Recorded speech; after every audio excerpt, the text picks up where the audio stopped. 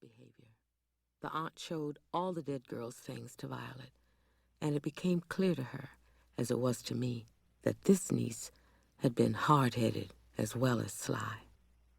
One particular thing the aunt showed her, and eventually let Violet keep for a few weeks, was a picture of the girl's face, not smiling, but alive at least, and very bold. Violet had the nerve to put it on the fireplace mantel in her own parlor, and both she and Joe looked at it in bewilderment. It promised to be a mighty bleak household, what with the birds gone and the two of them wiping their cheeks all day. But when spring came to the city, Violet saw, coming into the building with an OK record under her arm and carrying some stew meat wrapped in butcher paper, another girl with 4 marcelled waves on each side of her head. Violet invited her in to examine the record, and that's how that scandalizing threesome on Lenox Avenue began. What turned out different was who shot whom. I'm crazy about this city.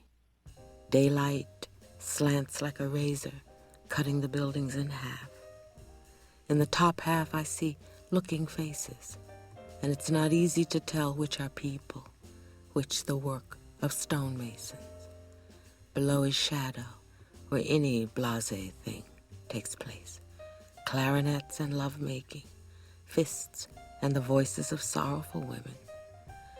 A city like this one makes me dream tall and feel in on things. When I look over the strips of green grass lining the river, at church steeples and into the cream and copper halls of apartment buildings, I'm strong. Alone, yes, but top-notch and indestructible. Like the city in 1926, when all the wars are over and there will never be another one. Nobody says it's pretty here. Nobody says it's easy either. What it is decisive. And if you pay attention to the street plans, all laid out, city can't hurt you. I haven't got any muscles, so I can't really be expected to defend myself. But I do know how to take precaution. Mostly it's making sure no one knows all there is to know about me. Second, I watch everything and everyone and try to figure out their plans, their reasonings, long before they do. You have to understand what it's like taking on a big city. I'm exposed to all sorts of ignorance and criminality. Still, this is the only life for me.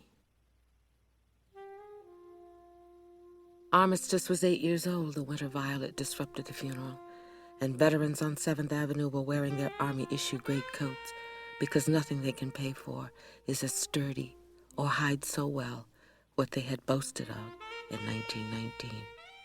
Up there on Lenox, in Violet and Joe Trace's apartment, the rooms are like the empty bird cages wrapped in cloth, and a dead girl's face has become a necessary thing for their nights.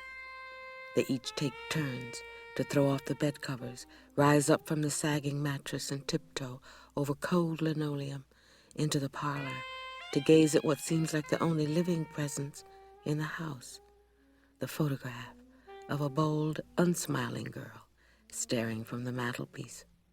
If the tiptoer is Joe Trace, driven by loneliness from his wife's side, then the face stares at him without hope or regret, and it is the absence of accusation that wakes him from his sleep, hungry for her company. No finger points. Her lips don't turn down in judgment. Her face is calm, generous, and sweet. But if the tiptoer is Violet, the photograph is not that at all. The girl's face looks greedy, haughty, and very lazy. 2 or 3 times during the night, as they take turns to go look at that picture, one of them will say her name. Dorcas? Dorcas. The dark rooms grow darker. To keep listening to this audiobook, I've left you a link in the description so you can do it, at no cost thanks to Audible's 30-day free trial.